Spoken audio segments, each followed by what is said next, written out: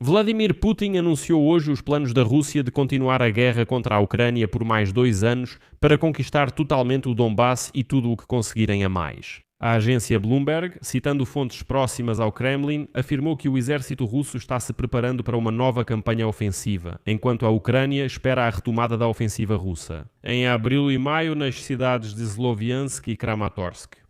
Por isso, a estratégia atual da Ucrânia é matar ou ferir o maior número possível de soldados russos, mais do que Moscou consegue recrutar para substituí-los, enfraquecendo gradualmente sua capacidade de manter a ofensiva. Ao mesmo tempo, o Kremlin declarou que o presidente da Ucrânia, Volodymyr Zelensky, deveria tomar hoje mesmo a decisão de retirar as tropas ucranianas do território de Donbass. Embora, é claro, ninguém pretenda fazer isso.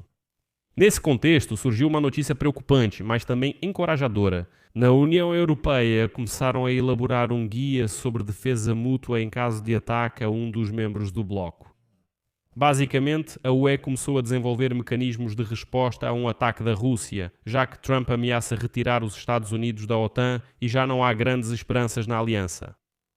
Sou Alexei Pecci e vamos discutir juntos. Mas antes de começarmos este episódio, como de costume, peço que apoiem o trabalho deste canal do YouTube com sua doação ou assinatura de patrocínio pelos links e dados na descrição deste vídeo. Ficarei grato por qualquer apoio de vocês e vocês podem fazer isso ao final do episódio se acharem este episódio interessante e útil para vocês.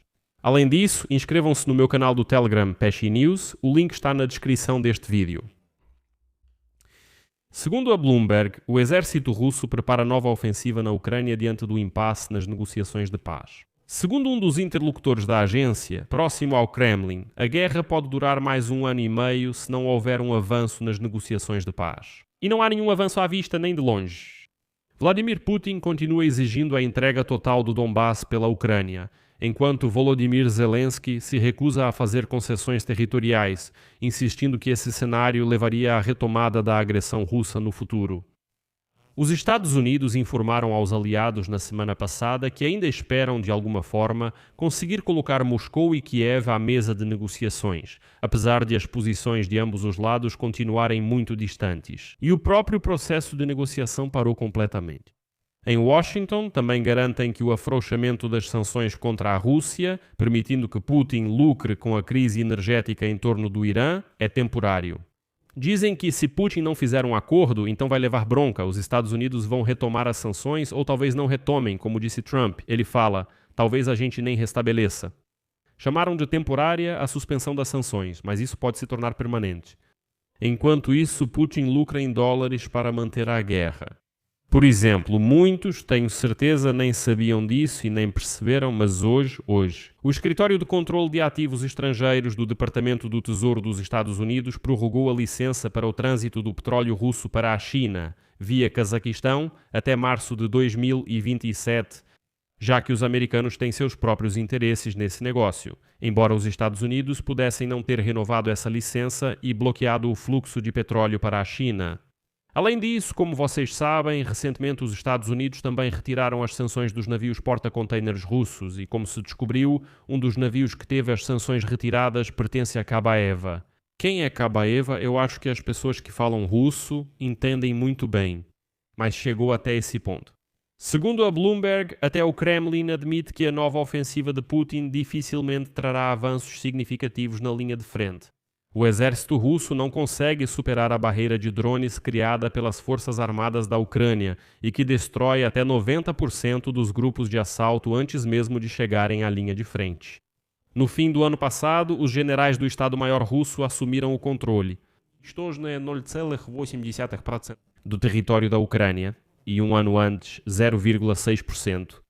Em alguns trechos, o ritmo do avanço russo foi de apenas 15 metros por dia, estabelecendo um recorde negativo em mais de 100 anos da história moderna das guerras. Só imaginem a que ponto esses russos porcalhões chegaram. A guerra no Irã, que elevou o preço do petróleo, deve melhorar o orçamento russo antes à beira do colapso. A boa fase económica permitirá ao Kremlin ampliar o recrutamento de militares contratados, reforçar tropas e ampliar gastos militares. Receitas extras de petróleo e gás, estimadas em até 34 trilhões de rublos anuais, devem ser destinadas ao orçamento militar. O Kremlin prepara a sociedade para nova mobilização parcial e continuidade das ações militares. Especialistas do Instituto Americano para o Estudo da Guerra já abordaram isso em fevereiro. Segundo o Instituto, o aumento dos bloqueios na internet indica a criação de condições informacionais para o recrutamento forçado de cidadãos para a linha de frente. Além disso, a adoção, no final do ano passado, de leis que permitem ao Ministério da Defesa da Rússia utilizar uma reserva de mobilização de 2 milhões de pessoas. Embora as autoridades tenham declarado que os reservistas seriam enviados apenas para proteger instalações críticas, a lei prevê a possibilidade de seu uso fora da Rússia. Além disso, a partir de novembro de 2025, lembro que as leis na Rússia vão introduzir o recrutamento durante todo o ano e, em dezembro, Putin assinou uma lei sobre treinamentos para reservistas. Enquanto isso, no Kremlin, declararam que o presidente da Ucrânia, Volodymyr Zelensky, deveria tomar hoje mesmo a decisão de que as tropas ucranianas deixem voluntariamente o território de Donbass, simplesmente assim, que saiam e vão embora. Essa bobagem foi dita hoje pelo porta-voz da traça careca do Kremlin, Dmitry Peskov, e ele acrescentou que as negociações de paz entre a Rússia e a Ucrânia estão atualmente em pausa, já que os Estados Unidos estão ocupados com a guerra contra o Irã. Lembro que, em 31 de março, Volodymyr Zelensky informou que o Kremlin apresentou um ultimato. Se as forças armadas da Ucrânia não saírem do Donbass em 2 meses, a região será tomada e as condições de paz se tornarão mais rígidas. Zelensky também ressaltou que a Rússia não consegue impor um cenário de força.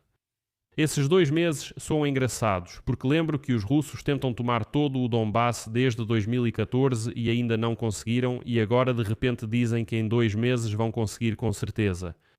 Cerca de 20% da região de Donetsk permanece sob controle da Ucrânia, especificamente os territórios onde está localizado o chamado Cinturão de Fortalezas.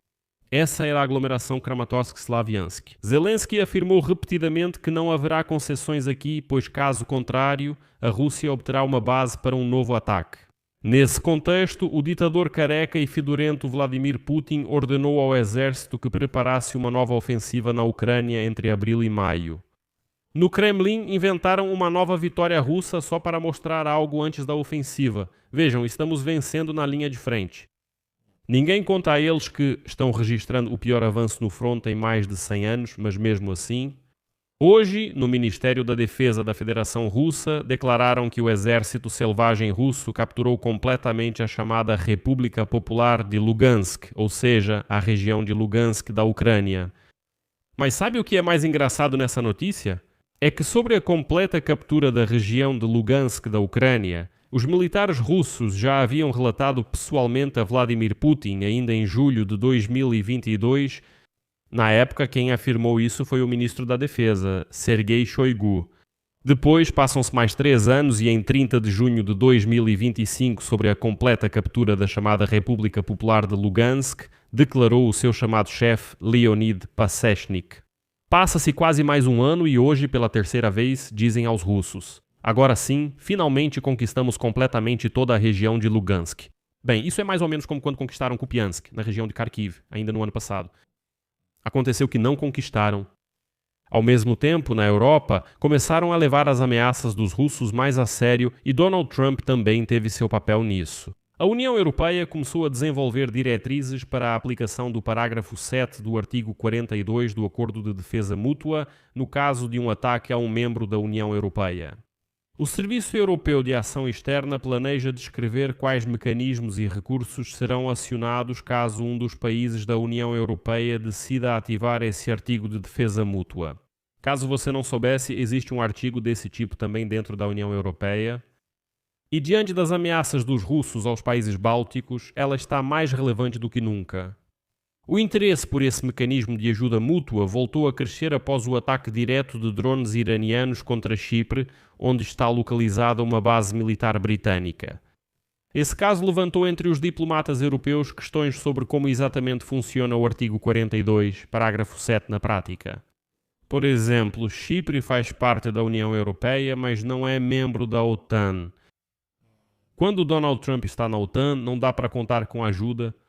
Vale ressaltar que este artigo do Estatuto da União Europeia obriga os países da UE a prestar ajuda a um Estado-membro que esteja sob ameaça. Mas vou falar mais sobre isso no próximo episódio, então por enquanto vou deixar reticências aqui. Inscreva-se no canal, clique em curtir e, por favor, deixe qualquer comentário aqui em baixo para que o maior número possível de espectadores possa vê-lo. E se você quiser apoiar financeiramente este projeto, apoiar o trabalho do nosso canal no YouTube, ficarei muito grato por isso. Isso pode ser feito pelos links e dados na descrição deste vídeo. Lá está escrito apoiar o canal Alexei Petchy. Escolha qualquer opção que for mais conveniente para você. Ficarei grato pelo seu apoio. E também se inscreva no meu canal do Telegram Petchy News. O link para ele também está na descrição deste vídeo. É isso. Se cuidem. Tchau a todos.